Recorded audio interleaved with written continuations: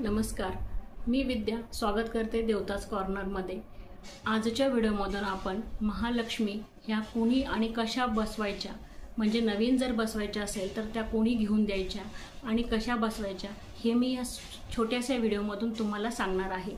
आपल्याला बघा, सर्वप्रथम जर आपण महालक्ष्मी बसवणार असेल तर आपल्याला स्वतः घेऊन ती महालक्ष्मी बसवता येत नाही।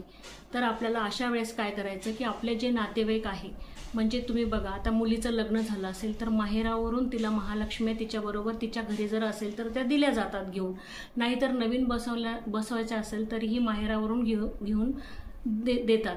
आपण स्वतः त्या घ्यायच्या नसतात।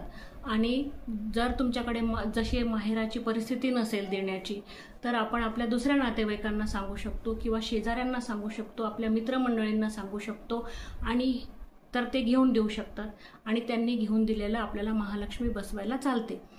आता तुम्ही म्हणाल, जर कोणी असं नसेल, कोणाचं खूपच संबंध असे दृढ नसेल किंवा कोणाची प्रत्येक संबंध असले तरी घेऊन देण्याची पद्धत नसेल तर महालक्ष्मी कशा बसवायच्या?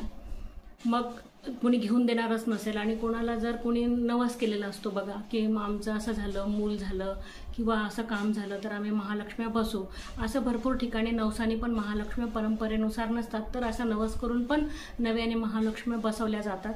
तर त्यावेळेस मात्र मग असं कोणी नसेल घेऊन देणारं तर काय करायचं? तर बघा, मग त्यावेळेस पर्यायच जर नसेल तर अशा वेळेस आपण स्वतःच्या पैशाने महालक्ष्म्या घेऊन बसवू शकतो।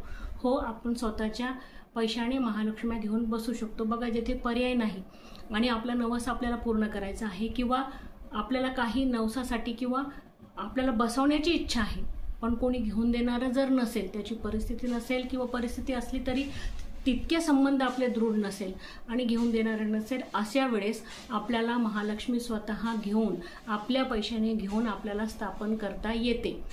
आणि दुसऱ्याने जर घेऊन दिली तर काय पद्धत आहे? बघा, आमच्याकडची पद्धत मी तुम्हाला सांगते।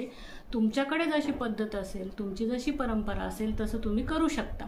आमच्याकडे अशी पद्धत आहे की जेही आम्हाला महालक्ष्म्या घेऊन देतं, मग ते महालक्ष्म्या घेऊन येतं, मग त्याच्याबरोबर हातं असतात, 2 साड्या असतात, मुखवटे असतात आणि मग कोठ्या वगैरे आपण घेतल्या तरी चालतात, नाहीतर त्यांनी घेऊन दिल्या तरी चालतात। बघा, खर्च भरपूर वाढून जातो, म्हणून मुखवट्याला जास्त मान आहे आणि हातांना, म्हणून आम्हाला हे 2 आम्ही करतो, 2 घेऊन देतात आणि त्याच्याबरोबर 2 साड्या। मग जे व्यक्ती आमच्याकडे घेऊन येतात त्यांना मग आमच्या इकडे जेवण केलं जातं आणि त्यांनाही आपण कपडे आणि साडी घेऊन, सवाशीण असेल तर त्यांना साडी वगैरे कपडे घेतले जातात नवीन आणि त्याच्यानंतर जेवण करून त्यांना ते कपडे दिले जातात आणि त्यानंतर त्या महालक्ष्म्या स्वीकार केल्या जातात आणि त्या दिवशी त्या बसवल्या जातात। अशी आमच्याकडे पद्धत आहे। तशाच महालक्ष्म्या घेतलेल्या चालत नाही, आमच्याकडे तरी नाही चालत, आम्ही त्यांना कपडे वगैरे करतो।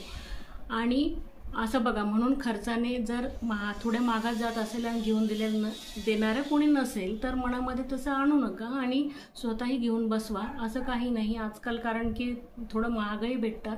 आणि बघा, भरपूर प्रकारचे जर कोठ्या वगैरे तुम्हाला घरी घ्यायचं तर घ्या, आजकाल रेडीमेड ही मिळतात, फायबरची बॉडी मिळते, POPची मिळते आणि नुसते मुखवटे त्यावर ठेवले जातात, मुखवट्यासोबत भेटते ती। अशा महालक्ष्म्या कोणी तशा घ्यायच्या असेल तर तसे घेऊन देतात, आमच्याकडे मुखवटे घेऊन देतात। आम्ही कोठ्या वगैरे मध्ये बसवतो, कोणी लाकडावर बसवतं, कोणी बघा मटके एकमेकांवरती उभे करून त्याला मस्त सजवतात। कोकणामध्ये बघा, याचा पाला असतो त्यांच्या झाडाचा, एक आयुर्वेदिक, त्याच्यावरती मुखवटा त्याला खुर्चीवर लावला जातो आणि सुंदर प्रकारे साडी घातली जाते आणि त्यावरती महालक्ष्मी स्थापन, त्यांचं रूप दिलं जातं आणि त्या स्थापन केल्या जातात आणि त्यांचं पूजन केलं जातं।